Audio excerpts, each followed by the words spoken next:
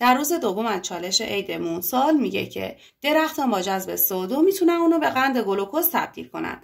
اگه درخت سالانه بتونه 66 کیلوگرم گاز CO2 رو جذب کنه، چند کیلوگرم از این قند یعنی چی؟ یعنی 36812O6 ساخته میشه. خب بریم سراغ خلاصه نویسیمون. 66 کیلوگرم از CO2 داریم. از همون پرسیده که چند کیلوگرم از قند ساخته میشه. حالا باید واکنش رو موازنه کنیم. بزرگترین ترکیب 1 6 تا کربن، 1 6 اینجا میدم، 12 تا هیدروژن، 2 6 تا 12 تا 18 تا اکسیژن، 1 6 بعد اینجا بدم. به همین راحتی. اینجا دقت کنید سوال بهمون کیلوگرم داده، کیلوگرم هم میخواد، پس دیگه نیازی به تبدیل واحد نداریم. ما 66 کیلوگرم از CO2 داریم. گفتیم هر وقت جرم داشتیم بالا ضریب ضرب در جرم مولی میذاریم، مساویه چند کیلوگرم از قند بالا ضریب ضرب در جرم مولی. جرم مولی 36812O6 یعنی گلوکوز رو حفظ کنید بچه‌ها که میشه 180 گرم بر مول،